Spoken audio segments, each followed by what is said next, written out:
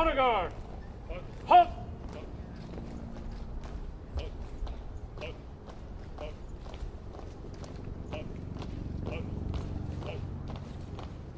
Color! Halt! Color! Order! All!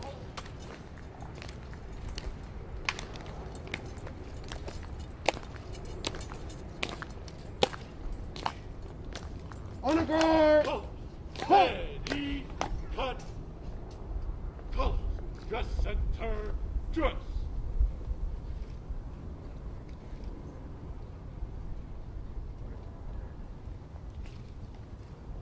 Honor guard! Halt!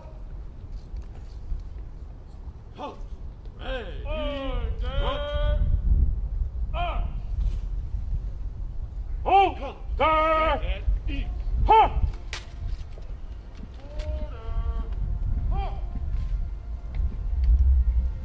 Order! Halt!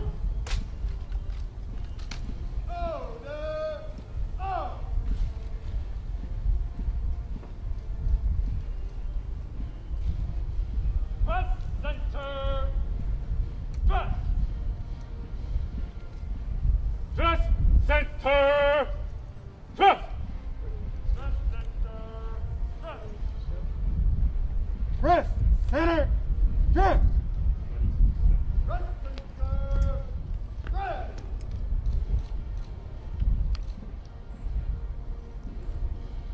Ready front! Ready! Front! Ready front! Ready? Hunt! Ready! Run! In five. Colors, attention! Colors, right shoulder, arm.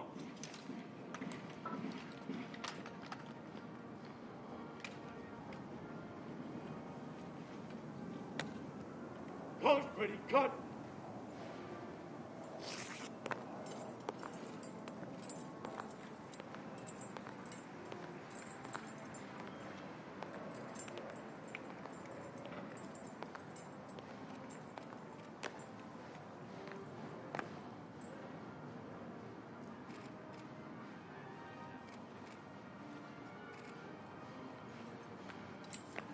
Advance the colors. Colors, forward, march!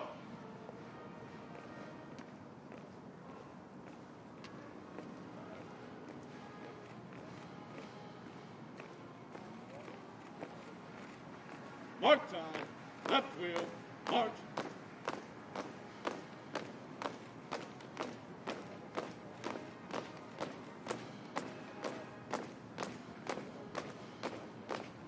Colors, halt! Present! Arm!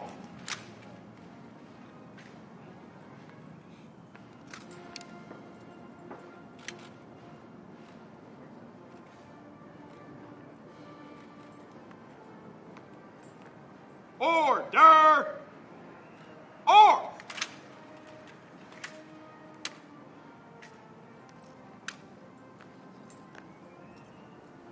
Post the colors.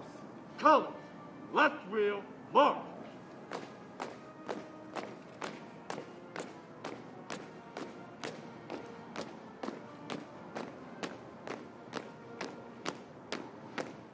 Ready, step!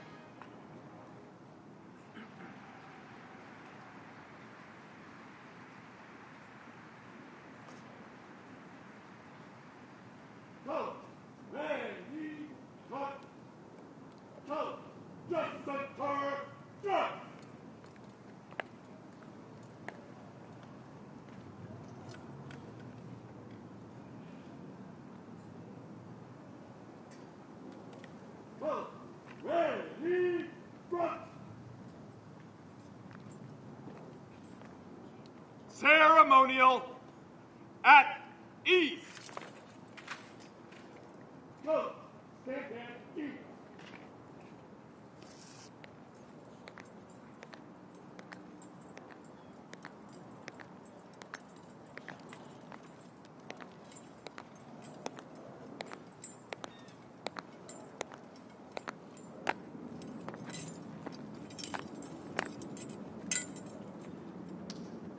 Ladies and gentlemen, may I have your attention, please? The ceremony that you are about to witness is an Armed Forces Full Honor Wreath Ceremony.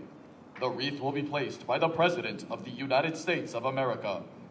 The host for today's ceremony is Major General Alan M. Pepin, Commanding General, United States Army, Military District of Washington. The firing of a 21-gun salute will signal the beginning of today's ceremony. It is requested that everyone remain silent and standing during the ceremony.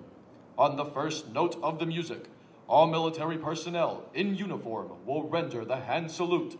All military personnel not in uniform will remove their headgear with their right hand and hold it at the left shoulder with the hand over the heart. It is appropriate for all others to place the right hand over the heart.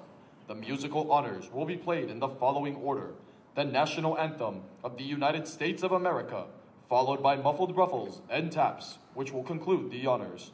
In the conduct of this ceremony, it is our desire to maintain an atmosphere of dignity and respect. Your cooperation will be greatly appreciated. Thank you.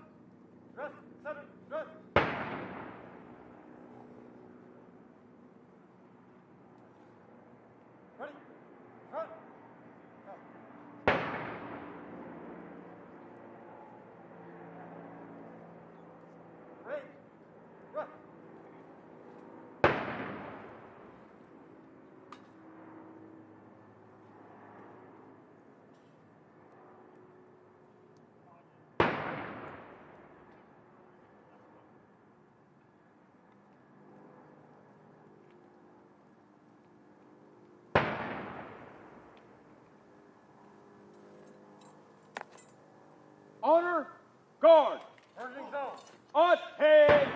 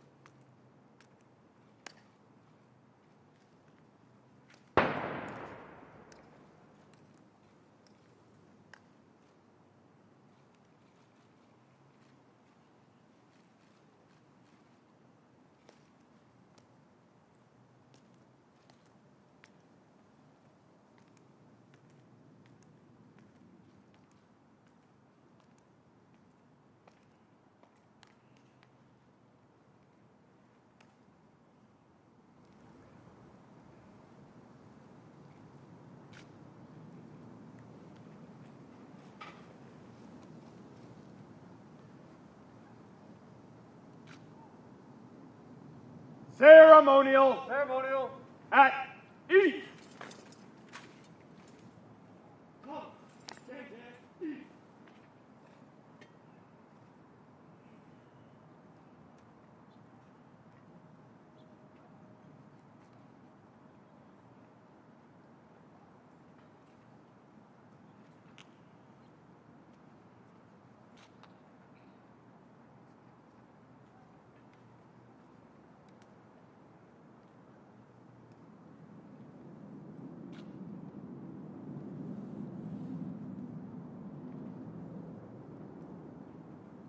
The President of the United States has arrived and is being greeted by the host for today's observance, the Honorable Dennis Mcdonough, Secretary of Veterans Affairs, and Major General Alan M. Pepin, Commanding General of Joint Task Force, National Capital Region, and the United States Army Military District of Washington.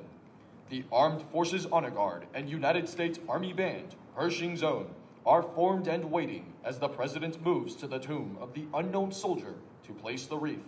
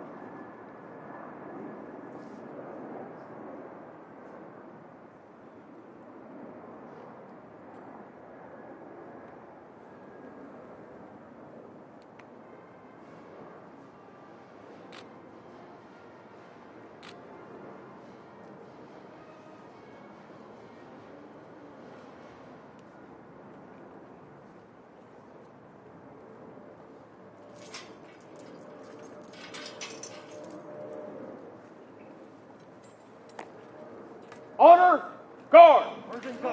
Attention!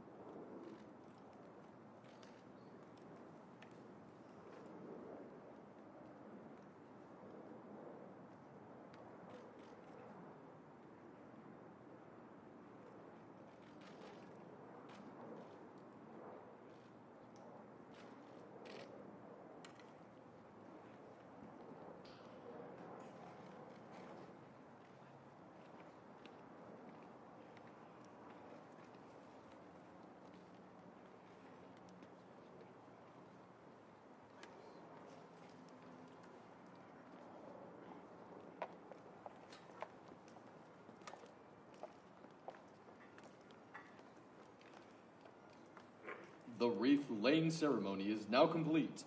The Veterans Day program will begin momentarily. Please move to your seats.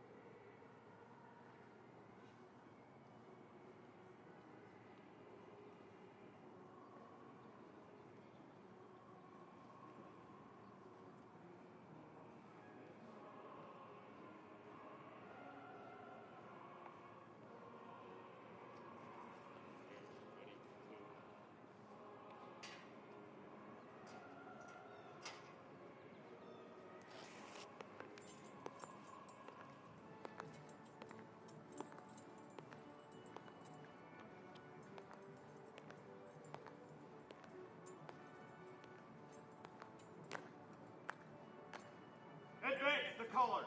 Come, forward, march.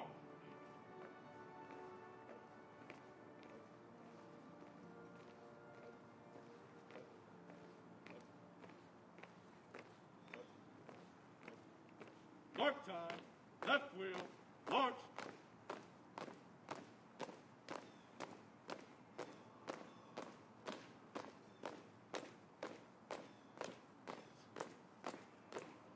Color, halt. Present arms.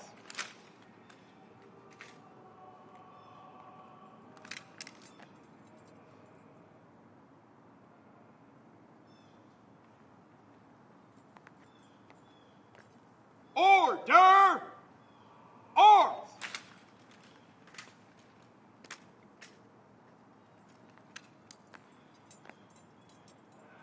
Retire the colors. Colors, left wheel, march.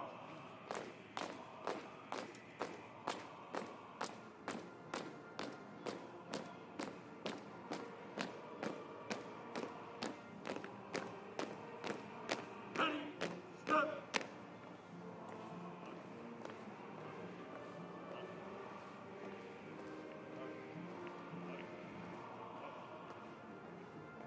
March.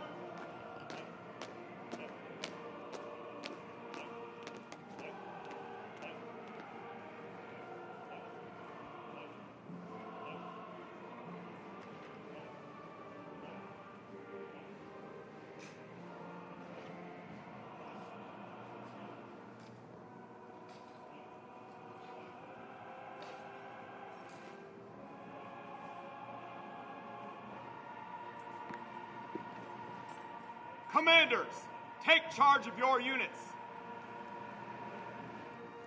Working zone. Mark time. March. Forward. March. About face.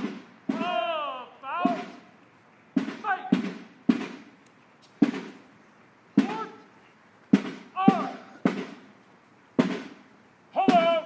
Face. Hard. Halt.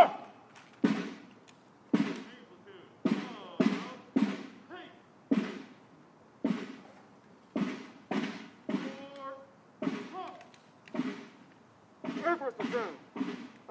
Vote. Keep. For her.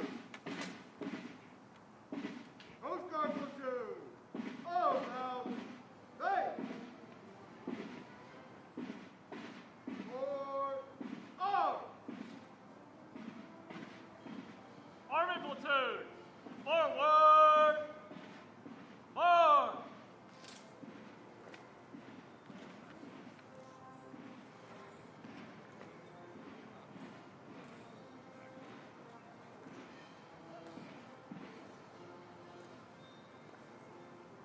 Marine platoon, forward! Hut!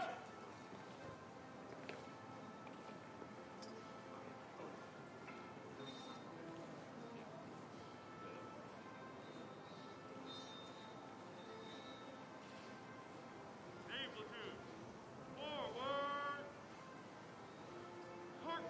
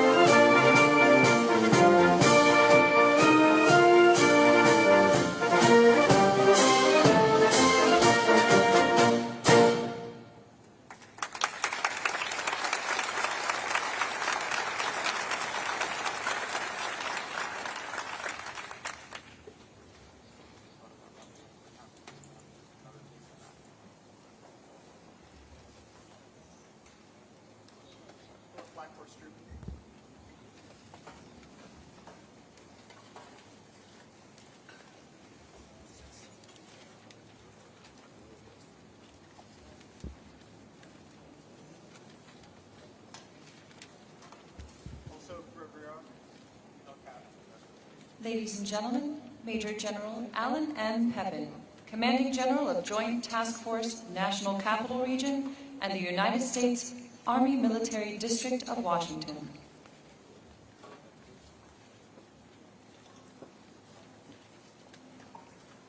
Ms. Karen Durham Aguilera, Executive Director, Office of Army Cemeteries and Army National Military Cemeteries.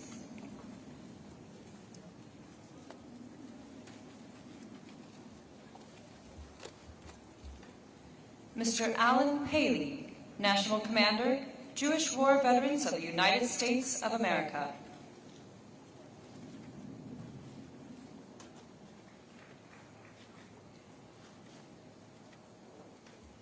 And the Honorable Dennis Mcdonough, Secretary of Veterans Affairs.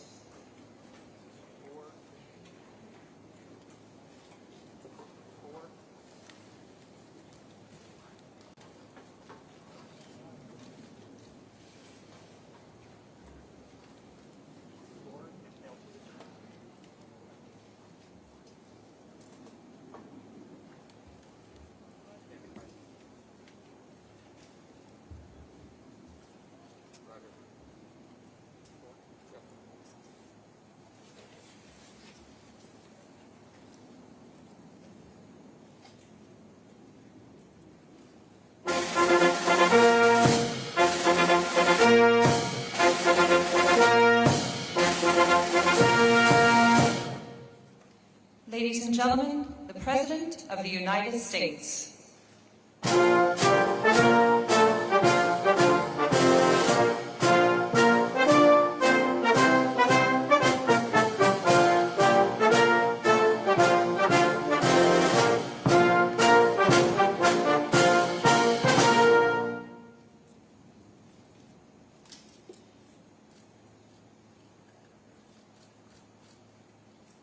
Ladies and gentlemen, please remain standing for the invocation given by Chaplain Juliana Lesher, National Director of Chaplain Service for the Department of Veterans Affairs.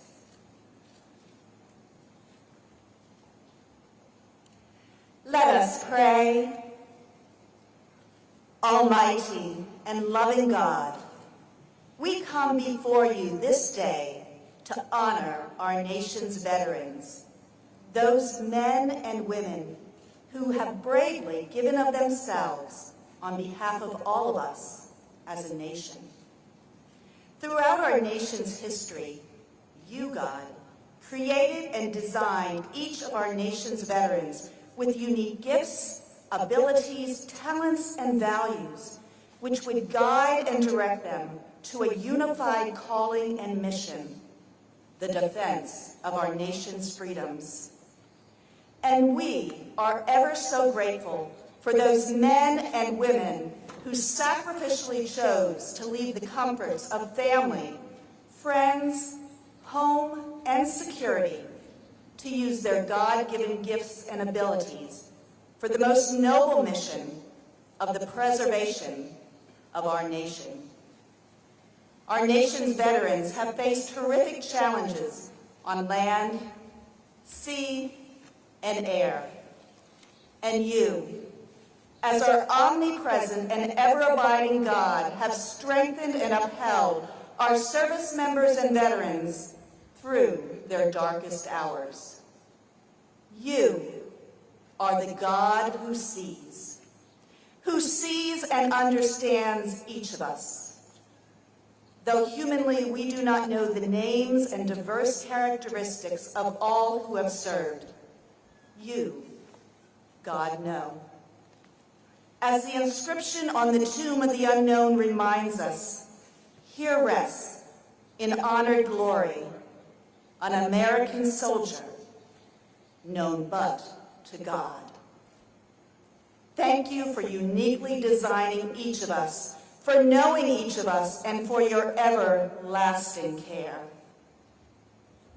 As we honor our nation's veterans, may you, God, continually equip each of us to give of ourselves in a purposeful mission and calling which seeks to uphold and honor the well-being of our nation. In your holy name we pray. Amen.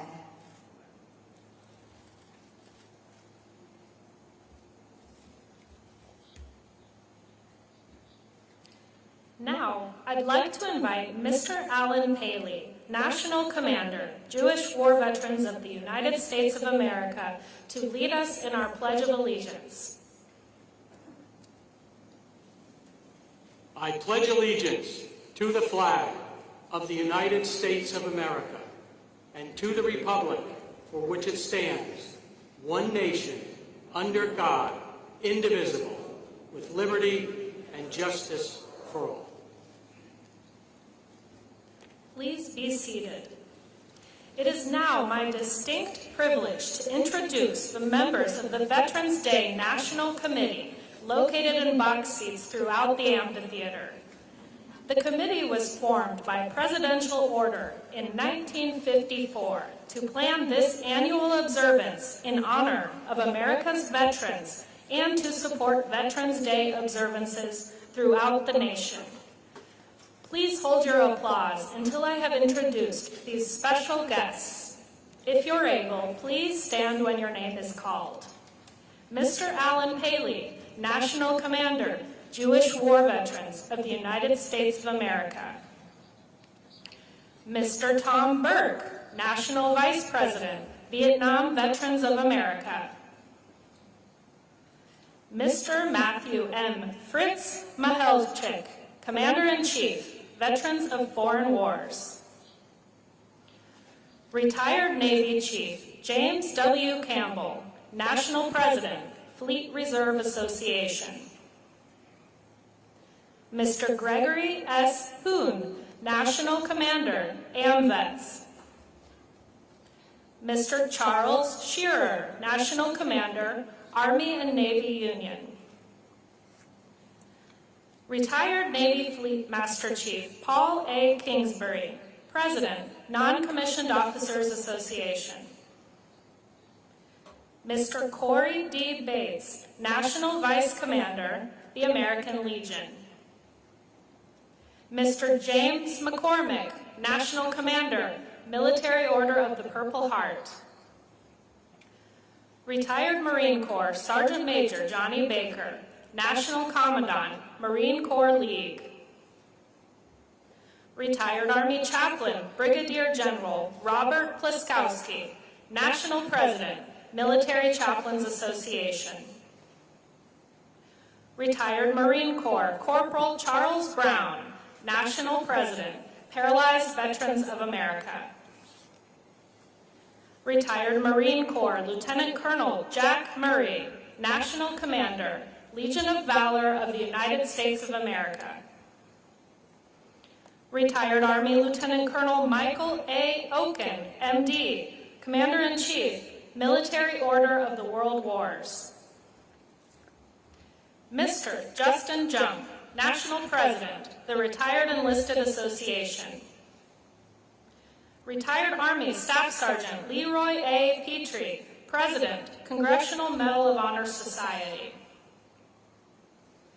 Mr. Andy Marshall, National Commander, Disabled American Veterans. Retired Air Force Lieutenant General Dana T. Atkins, President and Chief Executive Officer, Military Officers Association of America. U.S. Public Health Service Commander Kelly Valente, Chair, Board of Directors, Commissioned Officers Association of the United States Public Health Service. Retired Air Force Chief Master Sergeant Carrie Wright, International President, Air Force Sergeants Association. Mr. Robert Swan, National Commander, Polish Legion of American Veterans. Mr. Jeffrey J. Brodeur, National President, Korean War Veterans Association. Mr. Luis A. Vasquez Contiz, National Commander, American GI Forum. Mr. David Crum, National Commander, Catholic War Veterans of the United States. Mr. Joseph D. McNeil, Sr., National President, Blinded Veterans Association. The associate members of the committee are also located in seats throughout the amphitheater. I'd like to ask the presidents and national commanders that comprise our associate membership to stand and be recognized. And ladies and gentlemen, please join me in recognizing our veterans' national leadership with your applause.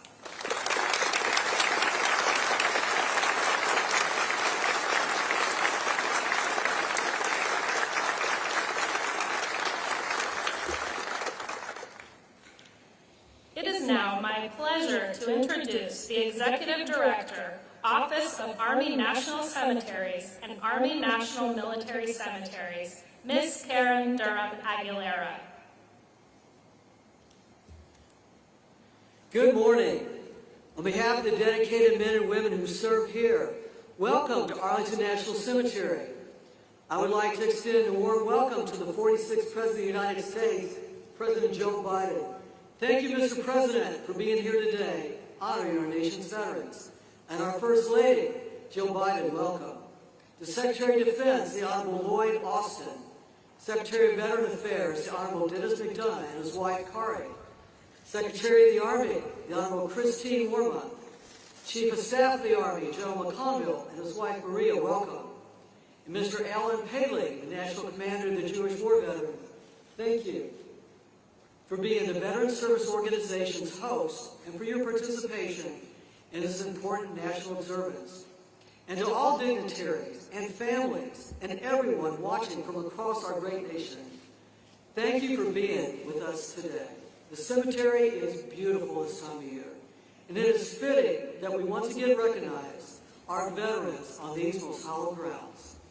Today is a celebration of honor, duty, and patriotism. Arlington National Cemetery is a solemn place surrounded by over 400,000 soldiers, sailors, Marines, airmen, and Coast Guard men, and their families who have proudly served our nation in peacetime and in war. While Memorial Day is dedicated to remembering those whom we have lost, today is a celebration of all of those who have worn the uniform, including and especially those who are still with us. I encourage each and every one of you to pause for a moment today and thank a veteran or military family member for their service and sacrifice. Today may be solemn, but it can also be joyous, as we remember loved ones, friends, comrades in arms, who have served and may still be serving. I'll also briefly talk about an historic event that concludes today with this observance. For the last year, we have held events to commemorate the centennial of the Tomb of the Unknown Soldier, with the interment of the World War I Unknown. 100 years ago today, that service member completed his final journey from France and was laid to rest here in the heart of Arlington National Cemetery to represent all service members who had lost their lives and their identities. We did so to provide comfort and closure to those family members who were never given the opportunity to lay to rest their child, husband, or father. More of the history of the Tomb of the Unknown Soldier can be found in our commemorative educational programs online. I encourage everyone to learn more about this iconic site. Stories of the service and sacrifice we celebrate today are etched in marble all around us, from the inscriptions on gravestones to the Tomb of the Unknown Soldier. Most important are the patriotism, valor, and fidelity etched in the hearts and souls of our service members, past, present, and future. They are the vanguard of our freedom and our liberty. Today, as for the past 157 years, Arlington National Cemetery is honored to serve our veterans and their families at our nation's most sacred shrine. No place at Arlington National Cemetery can be purchased. Each must be earned through honorable service. To everyone here today, I'm proud to say we are a great people, honoring service and sacrifice to a grateful nation. So thank you to all of our veterans and families, and once again, welcome to Arlington National Cemetery. I will be followed by the National Commander of the Jewish War Veterans, Mr. Alan Paley. Thank you.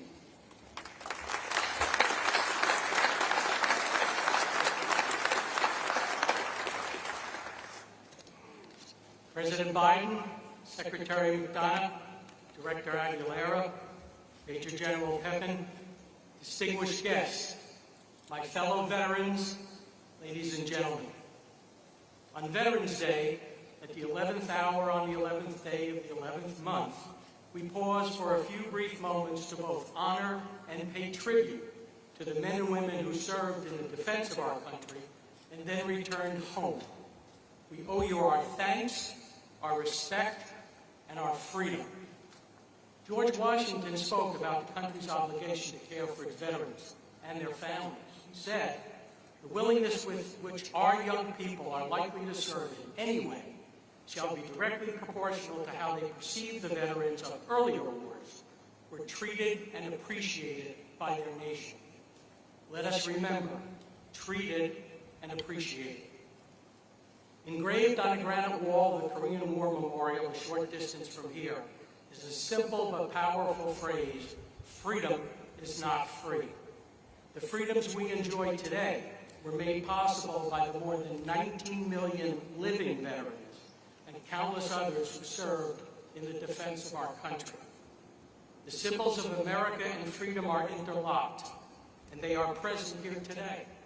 The flags flying, the white grave markers, and all of us, the veterans and service members who protected our nation.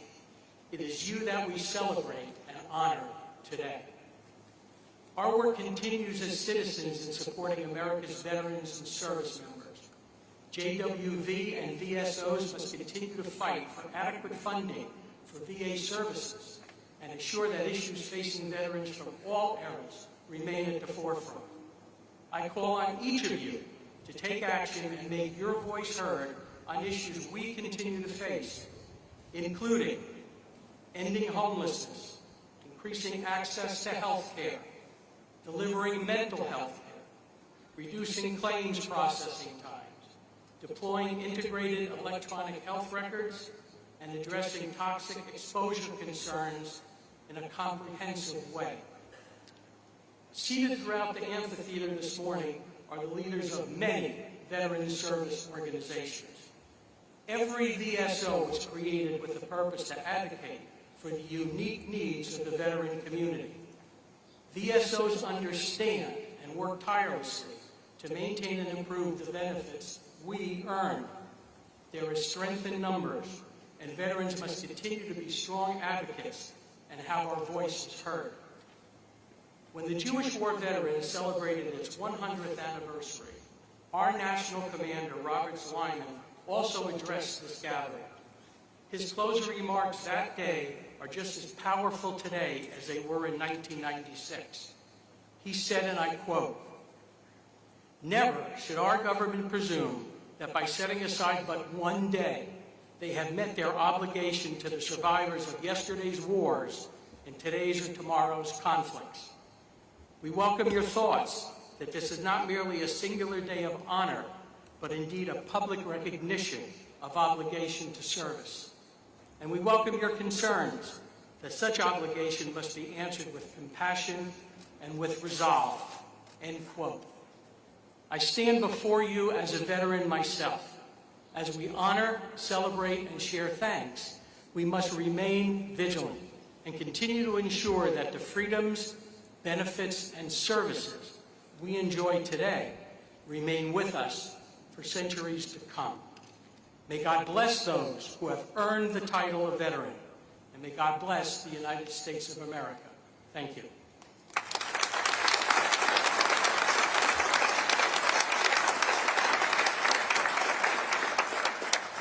It gives me great pleasure to introduce the 11th Secretary of Veterans Affairs, the Honorable Dennis Mcdonald. Before coming to VA, Secretary Mcdonald served as the 26th White House Chief of Staff, working across the cabinet to develop and execute critical U.S. priorities in national security and domestic policy. Before his tenure as Chief of Staff, he served as Principal Deputy National Security Advisor, Chief of Staff of the National Security Staff, Deputy National Security Advisor for Strategic Communications, and Chair of the National Security Council's Deputies Committee. In all of those roles, he helped lead the administration's work on behalf of veterans and military families. He believes deeply, as he testified to Congress, that there is no more sacred obligation nor noble undertaking than to uphold our promises to our veterans, whether they came home decades ago or days ago. Join me in welcoming the Secretary of Veterans Affairs, Dennis Mcdonald.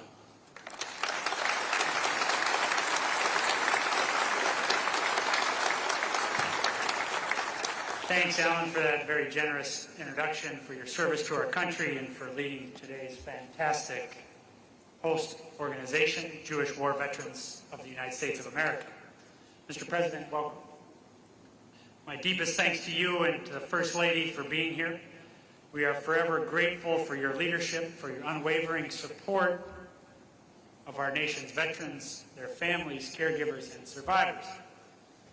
Let me also acknowledge the distinguished leaders from the Cabinet, Congress, VA, veteran service organizations, veteran family and caregiver advocacy organizations, and our Veterans Day National Committee.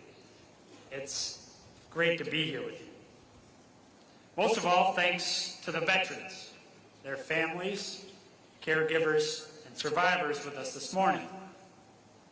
This day is your day, and it's an honor to spend it with you. Each year, America pauses on November 11th to remember and recognize those men and women who fought our nation's wars and defended us during periods of restless peace.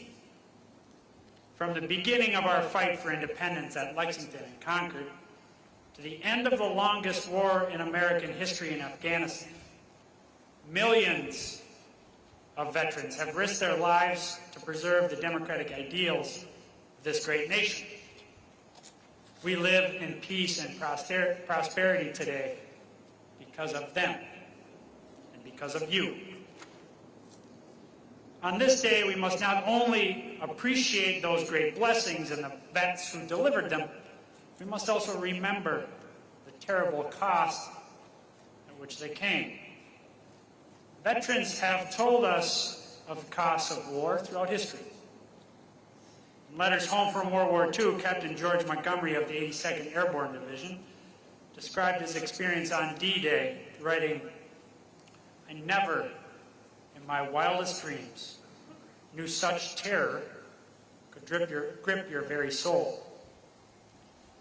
Senator Max Cleland, an indefatigable patriot, hero of the war in Vietnam, and the father of the modern VA who passed away earlier this week, echoed that sentiment, writing, "War is as close to hell on earth as anything ever could be." Sentiments like these have been expressed by veterans of every conflict. Those who bore the bloody battles of the American Civil War, the hellish trenches of the First World War, the frozen mountains of Korea, the jungles of Vietnam, the cities, deserts, mountains of Iraq and Afghanistan. Many service members gave their last full measure of devotion during those wars, some of whom now rest on the hallowed grounds of the cemetery, or in the tomb of the unknown soldier, which, as of today, has stood for 100 years. Other brave service members come home as veterans. But for those veterans, those wars did not end when the final bullet was fired, nor when the final service member came home. Instead, those wars live on, in their minds and in their bodies, in scars visible and invisible, sometimes for years, sometimes forever. This day, Veterans Day, is our day to honor the vets who made those sacrifices, a day to remember what they've done for us, a day to recognize that when those veterans serve and sacrifice, so do their families, their caregivers, their survivors. But critically, Veterans Day is also a call to action, a reminder that it's our sacred responsibility as Americans to serve those who have served our country. That call to action dates all the way back to President Lincoln's second inaugural, when he charged a wounded nation to care for those who shall have borne the battle and for their families, survivors, and caregivers. And that same call echoes today when President Biden reminds us that our nation's most sacred obligation is to prepare and equip troops we send into harm's way and to care for them and their families when they return home. At VA, that means we're providing veterans with world-class health care, with benefits they've earned and so rightly deserve, with a lasting resting place that's a tribute to their service. And with President Biden's leadership, VA is doing exactly that, providing more care, more benefits, and to more veterans than at any time in our nation's history. But this day reminds us that it's not just the job of VA to serve veterans, their families, survivors, and caregivers. It's the job of every American. Because whenever someone signs up to honor our country in the military, our nation makes them a simple promise. If you take care of us, we'll take care of you. If you fight for us, we'll fight for you. If you serve us, we'll serve you when you come home. The thing is, our nation as a whole makes that promise. But it's on all of us, every single one of us, to keep that promise. There are many ways to do that. From reaching out to the veterans in your life, to lending a hand when a veteran needs help, to doing your small part to uphold the principles of democracy for which veterans have fought and bled to defend, whatever the method. Serve veterans and serve them well. Remember their sacrifices. Recognize their service and recommit and renew your pledge to them, because that is our most sacred responsibility as Americans on this Veterans Day and every day. I know of no one who keeps that promise better than President Biden. As a senator, as vice president, and now as president, and as the surviving father of an Iraq war veteran, President Biden has dedicated so much of his life to serving those who have served us. Veterans, their families, survivors, and caregivers could not ask for a stronger advocate. And so, without further ado, it is my great personal and professional honor to present to you our Commander-in-Chief, the President of the United States of America, Joe Biden.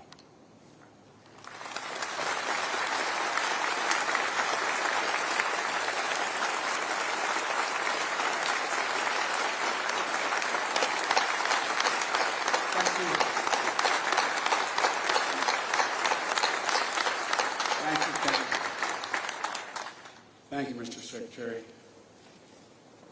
Folks, being President of the United States, you are afforded many opportunities to try to express your love, commitment, and admiration for the American people. And I must say to you that the single greatest honor I have been afforded as president is to stand before so many of you, those Medal of Honor winners out there, talk about Veterans Day and veterans.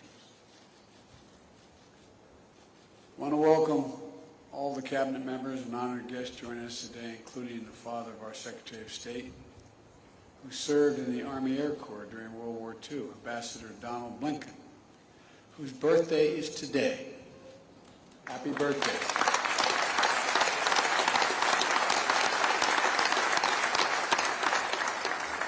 Thank you for your service to our country.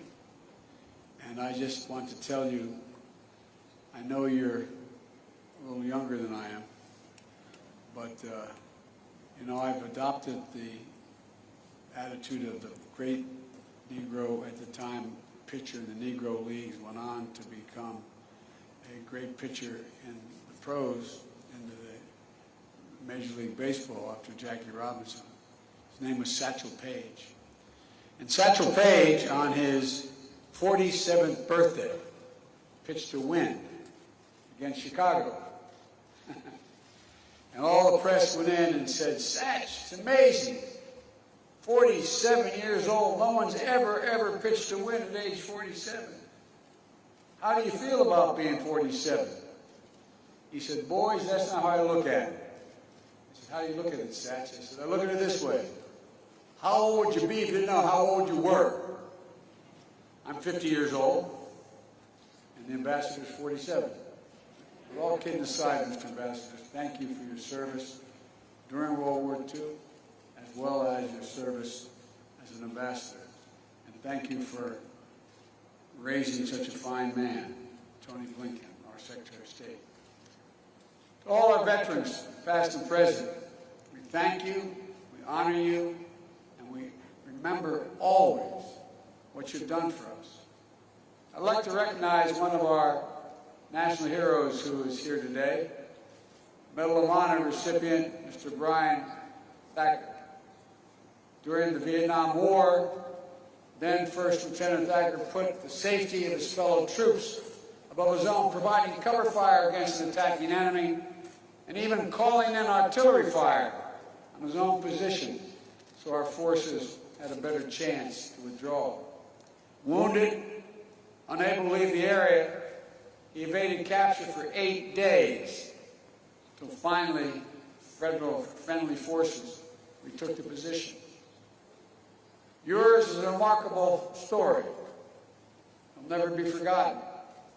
We'll also never forget the stories of American leaders and icons we've lost recently, who shaped our nation in ways that are hard to measure. I've lost, like many of you, 3 good friends in the last month. General Colin Powell, a child of immigrants who grew up to be Chairman of the Joint Chiefs of Staff, the Secretary of State, a man who was a friend but who earned the universal respect of Americans and people for his leadership in uniform and out. A guy who became good friends, and many times I was in and out of Iraq as a vice president and senator. General Ray Ordierno. I met multiple times in Iraq, and who did so much to help get us where we are today. And who always put the troops and his veterans first. It was an honor to have my son, Major Biden, serve under his command at the time. And my friend and colleague was mentioned already, United States Senator Max Cleland, who was a triple amputee, knew the cost of war as well as anyone could ever know it, and went on to champion the dignity and care of Americans and wounded veterans throughout his life. We lost all 3 of these incredible veterans in the last several weeks, and our hearts go out to their families. These are stories that inspire generation after generation of Americans to step forward to defend our nation. And today, we pay homage to the unrelenting bravery and dedication that distinguish all those who have earned the title of American veteran. It's an honor that not only a small percentage of Americans can claim, and one that marks those who are able to claim it as brothers and sisters. It's a badge of courage that unites across all ages, regardless of background, because to be a veteran is to have endured and survived challenges that most Americans will never know. You've come through the trials and testing, brave dangers and deprivations, faced down tragic realities of war and death. You've done it for us. You've done it for America. To defend and serve American values. To protect our country and our Constitution against all enemies. To lay a stronger, more secure foundation on which future generations can continue to build a more perfect union. Each of our veterans is a link in a proud chain of patriots that has stood in the defense of our country from Bunker Hill to Belleau Woods Gettysburg, Iwo Jima, Chosin Reservoir, and Konar Valley. Each understood the price of freedom, and each shouldered that burden on our behalf. Our veterans represent the best of America. You are the very spine of America, not just the backbone, you're the spine of this country. And all of us owe you. So on Veterans Day, and every day we honor that great debt, and recommit ourselves to keeping our sacred obligation as a nation to honor what you've done. We have many obligations to our children, to our elderly, to those truly in need. I've gotten in trouble way back when I was a young senator for saying we only have one truly sacred obligation. We have many obligations, but one truly sacred obligation. To properly prepare those and equip those who we send into harm's way, and care for them and their families while they're both deployed and when they return home. This is a lifetime sacred commitment. It never expires. For me and for Jill and for the entire Biden family, it's personal. When Beau was deployed to Iraq, after spending 6 months in Kosovo as an assistant U.S. attorney trying to set up a criminal justice system, I got a call from him one day. He said, "Dad, what are you doing Friday?" I said, "What do you need, huh?" What do you need? He said, "I'd like you to pin my bars on." I said, "What in the heck have you done?" He said, "Someone's got to finish these work, Dad." True story. Jill and I learned what it meant to pray every day for the safe return of someone you love. So many of you have done that. Our grandkids learned what it meant to have their dad overseas in a war zone instead of back at home for a year, tucking them into bed and reading that story every day. Thousands of Americans, tens of thousands, have had that experience. As the English poet John Milton wrote, "They also serve who only stand and wait."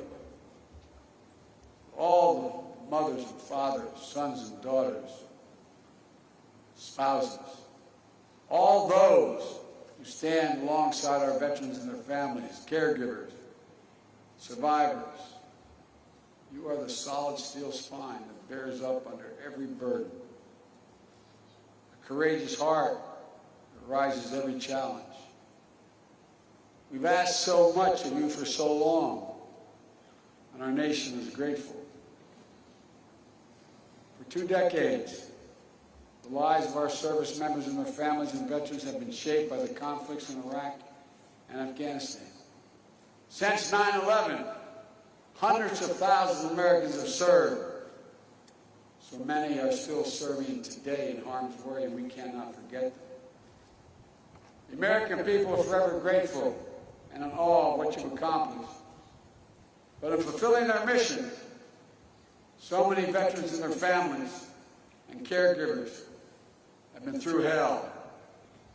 Some facing deployments after deployment, spending months and years away from their families, missing birthdays, anniversaries, and collections.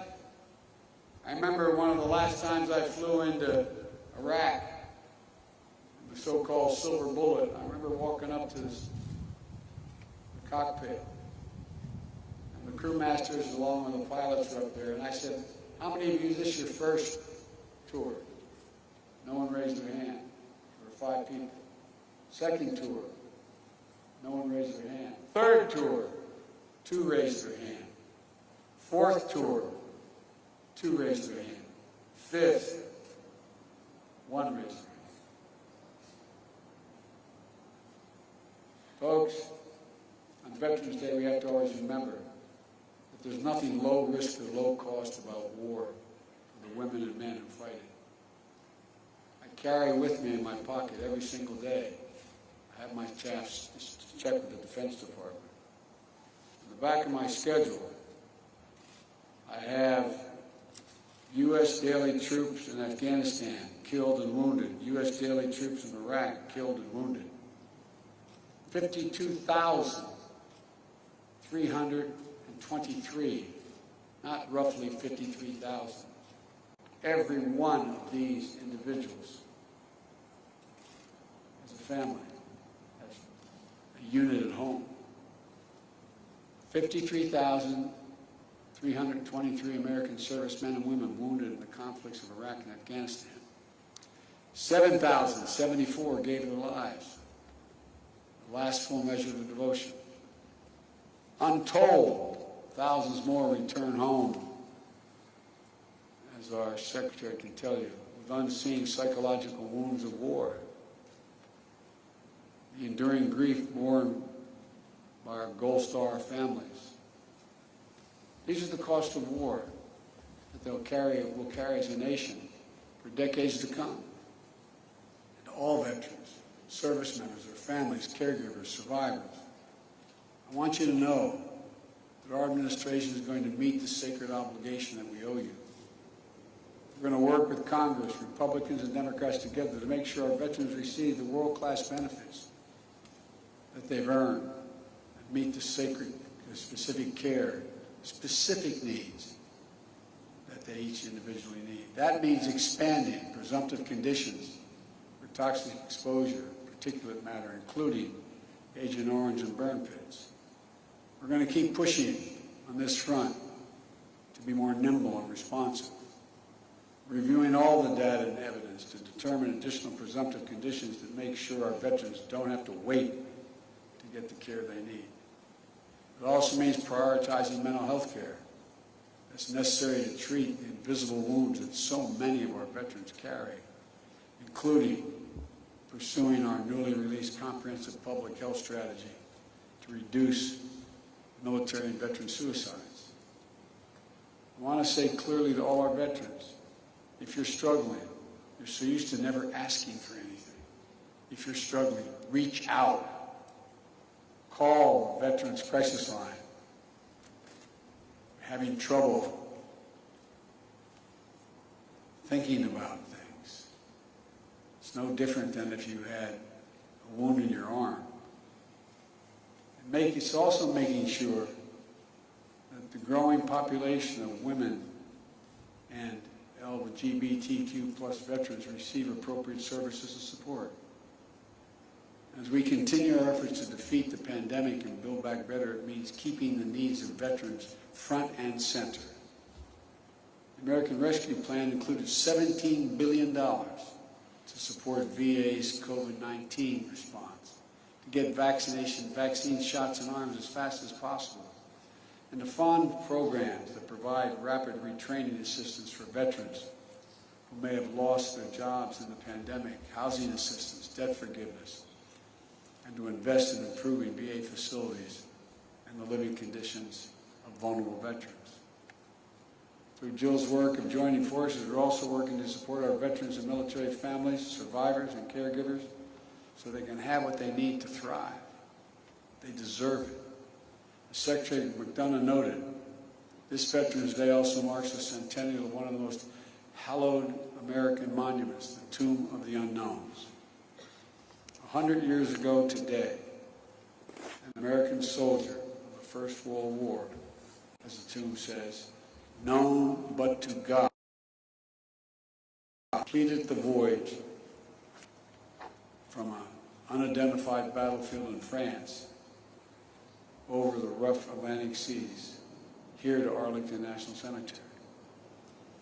He lay and stayed under the Capitol Rotunda for 2 days on the same plinth that held the body of Lincoln as 90,000 Americans came to pay respects. On the final leg of his journey, he was escorted from the Capitol by the President of the United States, the Chief Justice of the Supreme Court, members of Congress, General Pershing, and the Chiefs of Staff. Medal of Honor recipients, all walking, as the Washington Post said, processing without parallel. To give honor due to American servicemen. Not just the anonymous soul today entombed in gleaming marble, but the generations of Americans who dared all, risked all, gave all for the cause of freedom. To commemorate in the wounds of the member, the words of a member of Congress who proposed the legislation creating the memorial, an American warrior, quote, this is the quote, typifies the soul of America. You veterans of the soul of America, America's soul. That's why our veterans have always fought, always been willing to put themselves on the line.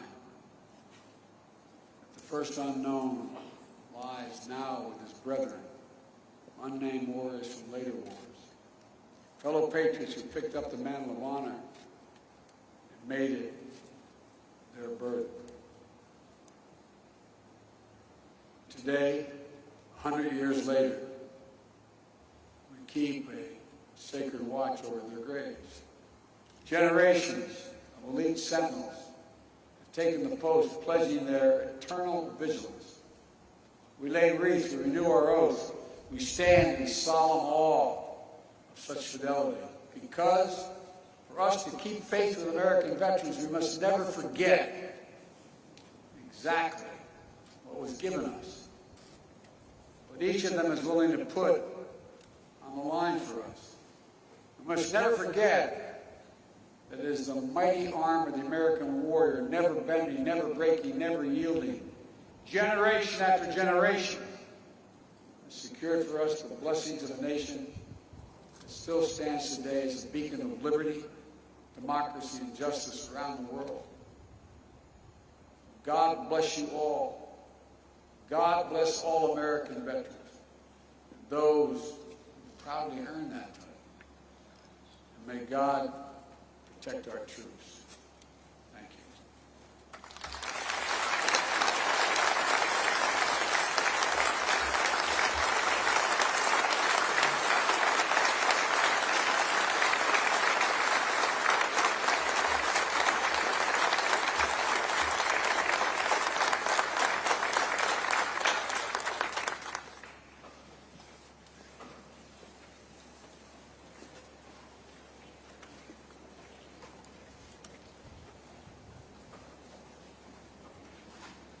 Ladies and gentlemen, and now the United States Coast Guard Band will play and the Armed Forces Chorus will sing, God Bless America.